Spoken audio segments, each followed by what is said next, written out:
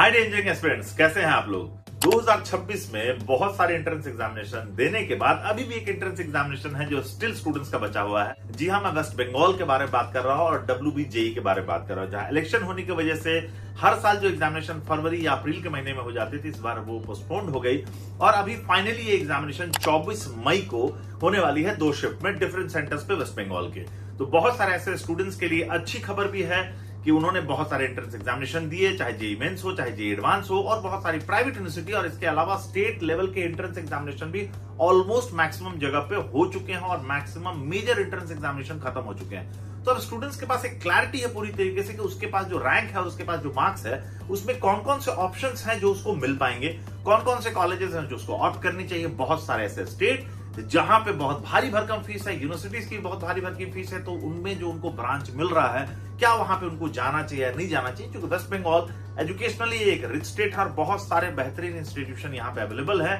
और बहुत ही economic fees budget में हायर एजुकेशन जो हो, बहुत बेहतर एजुकेशन प्रोवाइड करते हैं। तो अब उनके लिए डिसीजन लेना ज्यादा आसान हो पाएगा। 24 तारीख के एंट्रेंस एग्जामिनेशन देने के बाद आप जरूर प्लान करें कि आपको किस कॉलेज में एडमिशन लेना है, किस तरीके से कॉलेजेस का चुनाव करना है, कौन कौन से कॉलेजेस हैं जो वेस्ट बंगाल में आपको प्रेफरेंस लिस्ट में डालनी चाहिए। बहुत सारे स्टूडेंट इस चीज को लेकर के खुश हो जाते हैं कि अगर उनका रैंक बहुत खराब गया है तो भी बहुत सारे कॉलेजेस हैं जो कि top branch computer science offer कर देते हैं और उनको मिल जाता है और उनको लगता है कि मुझे मेरिट पे सीट मिल गई है। हमेशा आप एक चीज का ध्यान रखें कि बहुत लो स्कोर अगर है आपका, बहुत हाई रैंक आपका आ गया है और बावजूद उसे किसी कॉलेज में अगर टॉप ब्रांचेस में भी आपको सीट मिल रही है, मतलब बाकी सारे ब्रांचेस में सीट वहां वैकेंट होगी और आपको अच्छी एजुकेशन, अच्छी फैकल्टीज और अच्छा प्लेसमेंट का स्कोप बिल्कुल भी नहीं मिलेगा। इसलिए जब भी आप कॉलेज का सिलेक्शन करें तो आप हमेशा इस चीज का ध्यान रखें कि कॉलेज हमेशा बेहतर होना चाहिए। 2030 में जाकर के आप दोबारा इंजीनियरिंग नहीं करेंगे तो रिग्रेट ना हो आपको आपके डिसीजन पे।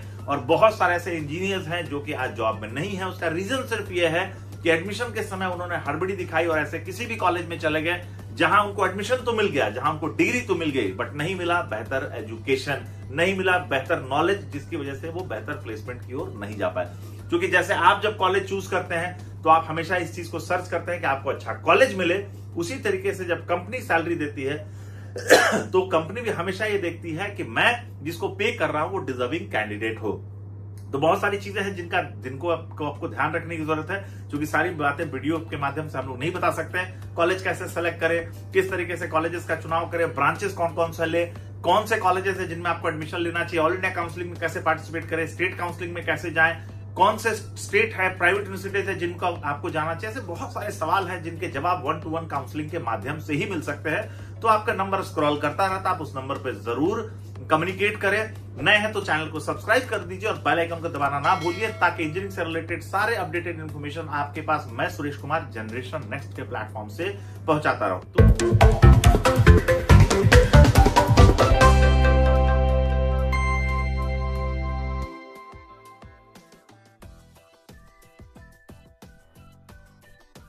वैसे सारे कॉलेजेस जो कि वेस्ट बंगाल के अंदर आते हैं वो सारे कॉलेजेस मकाउट के द्वारा एफिलिएटेड हैं। क्योंकि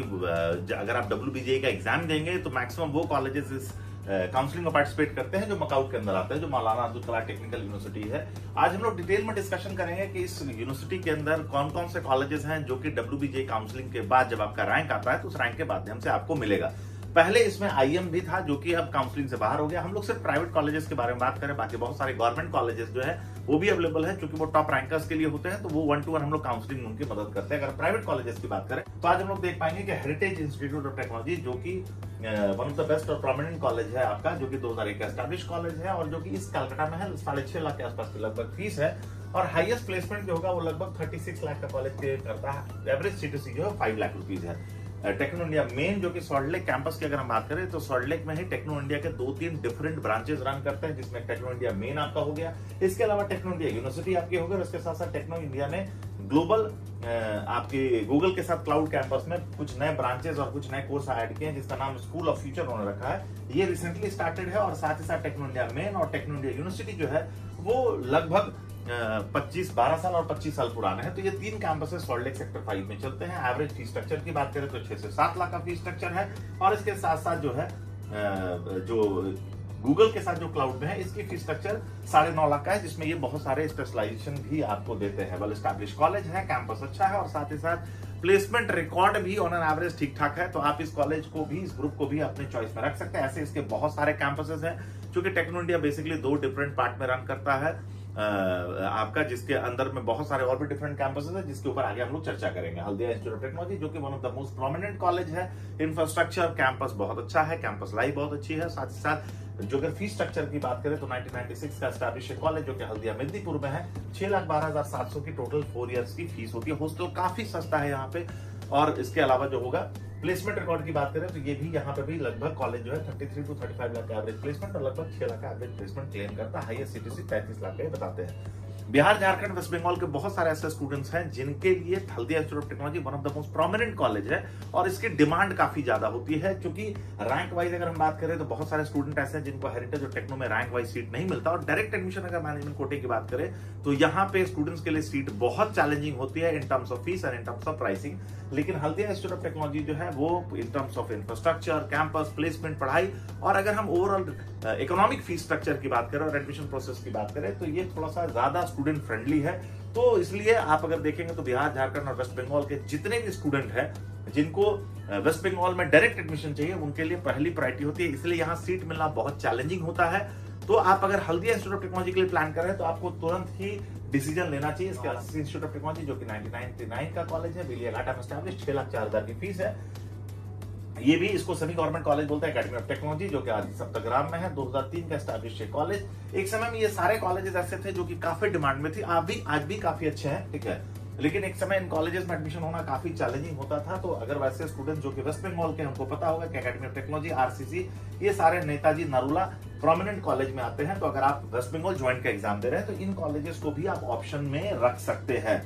इसके अलावा अगर हम लोग बातचीत करें तो आसनसोल इंजीनियरिंग कॉलेज जो कि टेक्नो इंडिया ग्रुप का ही हिस्सा है, आसनसोल का 1998 का एस्टैब्लिश कॉलेज है, 7,25,000 की फीस है। एवरेज C2C जो है वो 5 लाख है और लगभग 14 से 15 लाख रुपए तक का हाईएस्ट प्लेसमेंट यहाँ पर रिकॉर्ड होता है। नेताजी सुभाष जो कि टेक्नो इंडिया ग्रुप का ही कॉलेज है, 1998 का एस्टैब्लिश है, कॉलेज गरिया का है, तो 7,67,000 की इनकी फीस है। एवरेज पैकेज जो है इनका यहाँ भी 5 से 6 लाख है, हाईएस्ट पैकेज जो है 24 लाख क्लेम करते हैं। तो मैं कुछ कॉलेजेस आपको बता रहा हूँ यहाँ पे, क्योंकि ये सारी डिटेल्स आपको हो सकता है डिफरेंट वेबसाइट पे मिले, बट ये कुछ कॉलेजेस हैं जिनमें अगर आप प्लान करते हैं एडमिशन के लिए तो आप अपना WBJ के एग्जाम के बाद आप अपनी प्लानिंग बना सकते हैं। नरूला इंस्टीट्यूट ऑफ टेक्नोलॉजी जो कि JS ग्रुप के अंदर आता है और काफी डिमांड पिछले कुछ सालों में इस कॉलेज का भी बढ़ा और काफी अच्छा इंफ्रास्ट्रक्चर है। 2001 का एस्टैब्लिश कॉलेज है, अगरपाड़ा में है और लगभग 7 लाख की फीस है और 25 लाख का हाईएस्ट पैकेज ये भी क्लेम करते हैं। 6.25 लाख रुपए का एवरेज पैकेज इनके पास है। BP Poddar institute of technology, ये भी कॉलेज जो है आपका 1999 का एस्टैब्लिश कलकत्ता का कॉलेज है और फीस इसकी 5,87,000 है। MCKV, Saint Thomas, JS group, JS university, ये सारे कॉलेजेस हैं जो कि लगभग 20 से 25 साल पुराने कॉलेजेस है और ऑलमोस्ट सब कलकत्ता या उसके आसपास के एस्टैब्लिश है। फीस स्ट्रक्चर लगभग 5.5 से लेकर के 6.5 लाख के बीच में इन सारे कॉलेजेस का है। दुर्गापुर की बात करें तो doctor B C. Roy college one of the most prominent college एक समय का था, मुझे याद है 17 साल पुराना कैरियर है मेरा। और जब मैंने अपने एडमिशन के लाइन में स्टार्ट किया था और जब इन कॉलेजेस में एडमिशन के लिए हम लोग प्लान करते थे 2010, 12, 13 में, तो बहुत चैलेंजिंग होता था यहाँ पे एडमिशन करना। तो एक समय बहुत ही अच्छा कॉलेज रहा है। दुर्गापुर का यह कॉलेज है, लगभग जो एवरेज पैकेज है 12.5 लाख का इनके पास। इसके अलावा टेक्नो न्यू टाउन, मेघनाथ शाह जो कि टेक्नो इंडिया ग्रुप का ही कॉलेज है आपका, Swami Vivekananda university, future group, इसके अलावा greater Calcutta college of engineering management, Guru Nanak, Budge Budge, रेनवेयर, एडमा, assistant Nivita, जैसे बहुत सारे कॉलेजेस हैं कि जब आप वेबजी का एग्जाम देंगे तो JMS वेबजी और लास्ट में डिसेंट्रलाइज काउंसलिंग के माध्यम से भी इन कॉलेजेस में सीट मिलती है। तो ये तो कुछ कॉलेजेस की लिस्ट है जो कि हमने आपको बताया कि जब आप वेबजी का एग्जाम देंगे तो कौन कौन से कॉलेजेस हैं जो कि वेबजी काउंसलिंग में पार्टिसिपेट करते हैं, कौन कौन से कॉलेजेस कब के एस्टैब्लिश है। तो कुछ बेसिक इन्फॉर्मेशन आपको मिली है। अगर आप चाहते हैं कि पूरा PDF आपको मिले तो आप जो है व्हाट्सएप नंबर जो इस पे दिया हुआ है, जो मोबाइल नंबर आपका रहेगा डिस्प्ले में यूट्यूब पे वीडियो पे, आप उस पे मैसेज कर सकते हैं, ये PDF आपको भेज दिया जाएगा ताकि कुछ बेसिक इन्फॉर्मेशन आपको मिल सके और 1-to-1 काउंसलिंग से भी आप ये जानकारी ले सकते हैं। लेकिन इससे ज्यादा जरूरी पार्ट जो है, जो भी हम लोग डिस्कस करने वाले हैं कि कॉलेजेस का चुनाव क्यों करना चाहिए, कैसे करना चाहिए और क्यों अच्छे कॉलेजेस आपके लिए जरूरी है। तो वीडियो थोड़ा हो सकता है लंबा हो, लेकिन अंत तक बने रहने से आपको काफी सारी इंफॉर्मेशन मिलेगी ताकि कॉलेज आप सही सेलेक्ट कर पाए। दोस्तों, सबसे इंपॉर्टेंट पार्ट जो है, जब आप किसी भी कोर्स को चूज करते हैं, स्पेशली चलिए हम लोग इंजीनियरिंग की बात करते हैं तो इस पे स्टिक करते हैं। जब आप इंजीनियरिंग की बात करते हैं तो सबसे सबसे इंपॉर्टेंट चीज है कि जब आप किसी भी कोर्स को चूज करते हैं तो आप ये जरूर देखिए, जैसे हम लोग WBG काउंसलिंग के बारे में बात कर रहे हैं, तो जैसे WBG काउंसलिंग में आप कॉलेज सेलेक्ट करते हैं तो आपको एक चीज का सबसे पहले ध्यान रखना है, एक कॉलेज कौन कौन सा चूज करना है। बहुत सिंपल सा तरीका हो सकता है हर व्यक्ति, और ये मान के चलिए हर व्यक्ति जो डिफरेंट प्लेटफॉर्म से आपको इन्फॉर्मेशन दे रहा है, यूट्यूब प्लेटफॉर्म से दे रहा है, वो सिर्फ अपने बेनिफिट के हिसाब से आपको इन्फॉर्मेशन दे रहा है, ये मान करके चलिए। आपको ये देखना है कि जब काउंसलिंग होती है तो हर साल ओपनिंग और क्लोजिंग रैंक आती है। मतलब किसी भी कॉलेज में जब आप प्लान करते हैं एडमिशन के लिए तो यहाँ ओपनिंग और क्लोजिंग रैंक होता है। अगर किसी कॉलेज का, सिंपल आप समझिए कि किसी कॉलेज का ओपनिंग रैंक अगर 5000 है और क्लोजिंग रैंक अगर 10,000 है या 15,000 है या मान लीजिए 20,000 है, इसका मतलब जितने भी स्टूडेंट्स जो कि टॉप रैंकर या अच्छे रैंकर्स थे उन लोगों ने इस कॉलेज को चूज किया है। लेकिन किसी कॉलेज की ओपनिंग रैंक 15,000 या 25,000 है और इसकी क्लोजिंग रैंक जो है वो मान के चलिए 95,000 है, और उसमें भी जो टॉप ब्रांचेस हैं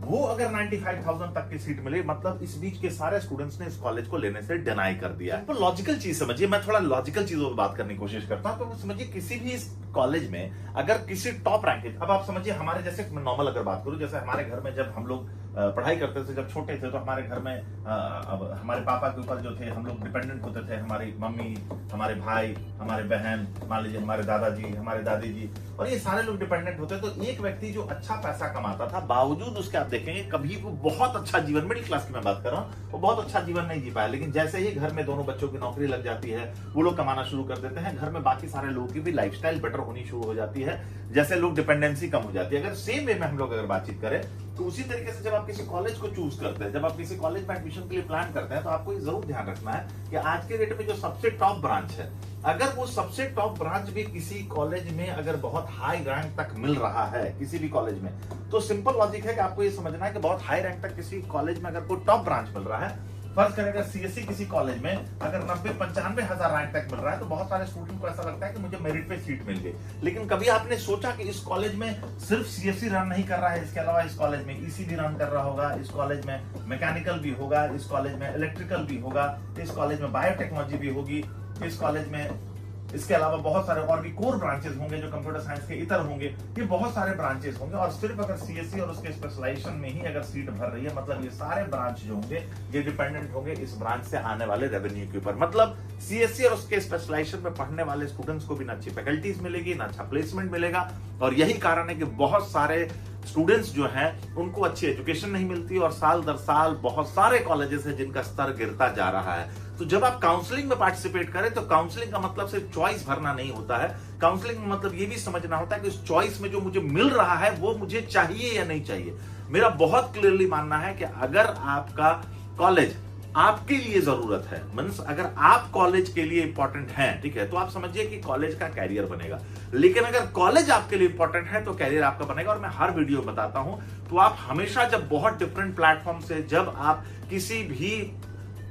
कॉलेज के बारे में कोई इंफॉर्मेशन देखें या जाने, तो ये जरूर देखिए कि उस कॉलेज में एडमिशन प्रोसेस कैसा है। अगर आपका बहुत अच्छा रैंक है और किसी कॉलेज में आपको सीट मिल रही है तब तो बात समझ में आ रही है, लेकिन आपका रैंक अच्छा नहीं है फिर भी किसी कॉलेज में ऐसे ही आपको सीट मिल जा रही है, मतलब उस कॉलेज का वो टॉप ब्रांच भी खाली पड़ा हुआ है। तो ये बहुत सारी चीजें हैं जब आप कॉलेज को चूज करते हैं, उस समय आपको समझना चाहिए मुझे कौन सी यूनिवर्सिटी में जाना है, उस यूनिवर्सिटी का फीस जो है वो जस्टिफाइड है या नहीं, जो ब्रांच मुझे मिल रहा है इतनी हाई फीस पे क्या वो ब्रांच एक्चुअली में लेने लायक है या नहीं, अगर इस कॉलेज के मेन कैंपस में मुझे सीट नहीं मिल रही है क्या मुझे सेकंड कैंपस या थर्ड कैंपस में जाना चाहिए या नहीं, मेन कैंपस में अगर जा रहा हूं तो क्या लोअर ब्रांच मेरे कैरियर को सेटिस्फाई या जस्टिफाई कर पाएगा, अलग अलग स्टेट्स में कौन कौन से कॉलेजेस हैं जिन्हें मुझे चूज करना चाहिए। बहुत सारे लोग हैं जो बहुत कॉलेजेस को प्रमोट करते हैं एक्सक्लूसिवली क्योंकि उनको बहुत ही अच्छा इंसेंटिव मिलता है, लेकिन क्या वहां पे आपके लिए अच्छी पढ़ने की व्यवस्था है नहीं, फैकल्टीज अच्छे हैं नहीं, ये बहुत सारे फैक्टर्स हैं। जब तक आप इनको ध्यान नहीं रखेंगे आप, क्योंकि आने वाला समय, आने वाला जो मार्केट है वो नॉर्मल इंजीनियर्स के लिए नहीं, आपको कॉम्पिटिट करना पड़ेगा,